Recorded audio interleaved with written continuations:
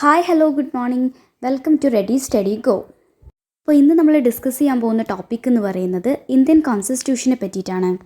ഇതിനു മുമ്പായി ആരെങ്കിലും നമ്മുടെ ചാനൽ ആദ്യമായിട്ടാണ് കാണുന്നതെന്നുണ്ടെങ്കിൽ ഒന്ന് സബ്സ്ക്രൈബ് ചെയ്യുക, അതുപോലെ തന്നെ ഷെയറും ലൈക്കും ചെയ്തിട്ട് സപ്പോർട്ട് ചെയ്യുക.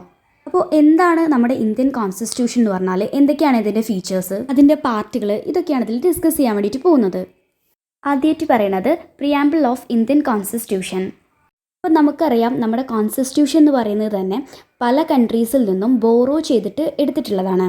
അപ്പോൾ ഇന്ത്യൻ കോൺസ്റ്റിറ്റ്യൂഷൻ്റെ പ്രിയാമ്പിൾ നമ്മൾ USA നിന്നാണ് കടം കൊണ്ടിട്ടുള്ളത്.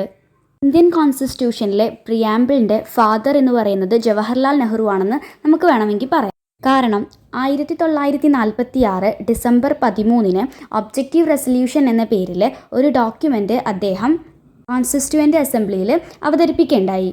നമ്മുടെ കോൺസ്റ്റിറ്റ്യൂഷൻ എങ്ങനെയാവണം എന്നതിനെ പറ്റിയിട്ടുള്ള ഒരു ഡോക്യുമെൻ്റ് ആയിരുന്നു ഇത്. 1947 ജനുവരി 22 ഇവർ അഡോപ്റ്റ് ചെയ്യേണ്ടായി. അങ്ങനെ ഇത് ഇന്ത്യൻ കോൺസ്റ്റിറ്റ്യൂഷൻ്റെ പ്രിയാമ്പിളായി കണ്ട് അംഗീകരിക്കപ്പെടുകയും ചെയ്തു. ഈ പ്രിയാമ്പിൾ എന്ന് പറയുന്നത് ഒരു ലോ ഒന്നുമല്ല. അതുകൊണ്ട് തന്നെ ഇതിലെ കാര്യങ്ങൾ വയലേറ്റ് ചെയ്താൽ കോർട്ടിനെ അപ്പീർ ചെയ്യാനൊന്നും പറ്റില്ല. ഇന്ത്യൻ കോൺസ്റ്റിറ്റ്യൂഷൻ്റെ പ്രിയാമ്പിളിൽ ഇന്ത്യയെ ഡിഫൈൻ ചെയ്തിരിക്കുന്നത് 5 വേർഡ്സിലൂടെയാണ്: sovereign, socialist, secular, democratic and republic. 1976 42ാം അമെൻമെൻറ്റ് ആക്റ്റിലൂടെ സോഷ്യലിസ്റ്റ്, സെക്യുലർ, ഇൻറ്റഗ്രിറ്റി എന്നീ വേർഡുകൾ ഇന്ത്യൻ കോൺസ്റ്റിറ്റ്യൂഷൻ്റെ പ്രിയാമ്പിളിലേക്ക് കൂട്ടിച്ചേർത്തു. ഒറ്റ അമെൻമെൻറ്റ് മാത്രമേ പ്രിയാമ്പിളിൽ നടന്നിട്ടുള്ളൂ എന്ന് വേണമെങ്കിൽ നമുക്ക് പറയാം. അടുത്തതായി പറയുന്നത് ഫീച്ചേഴ്സ് ഓഫ് ഇന്ത്യൻ കോൺസ്റ്റിറ്റ്യൂഷൻ. നമ്മുടെ രാജ്യത്തെ സുപ്രീമായിട്ടുള്ള ലോ എന്ന് പറയുന്നത് കോൺസ്റ്റിറ്റ്യൂഷനാണ്.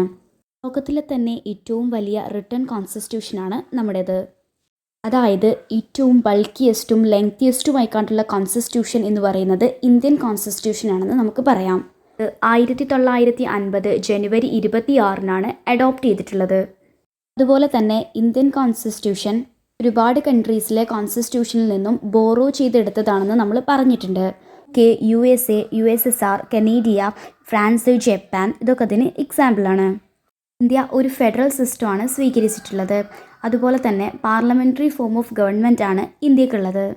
അതുപോലെ തന്നെ ഓരോ സിറ്റീസിനുള്ള ഫണ്ടമെൻ്റൽ റൈറ്റ്സിനെ പറ്റിയിട്ടും ഇന്ത്യൻ കോൺസ്റ്റിറ്റ്യൂഷനിൽ പരാമർശിക്കുന്നുണ്ട്.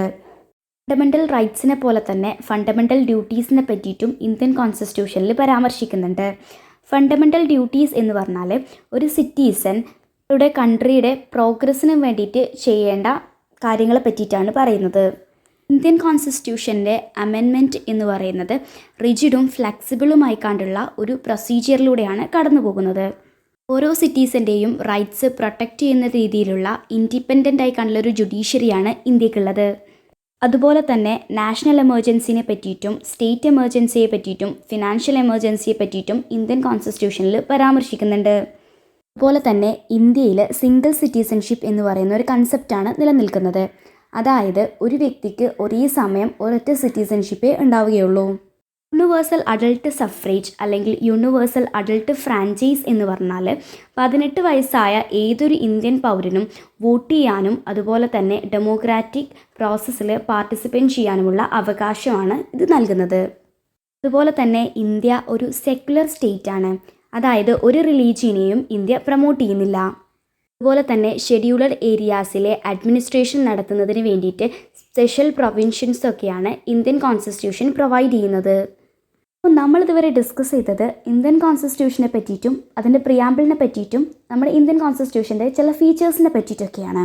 വീഡിയോ നിങ്ങൾക്ക് ഇഷ്ടപ്പെട്ടെന്ന് വിചാരിക്കുന്നു. ഇതിൻ്റെ കൂടുതൽ വിവരങ്ങളുമായി നമുക്ക് അടുത്ത വീഡിയോയിൽ കാണാം. Thank you and bye bye.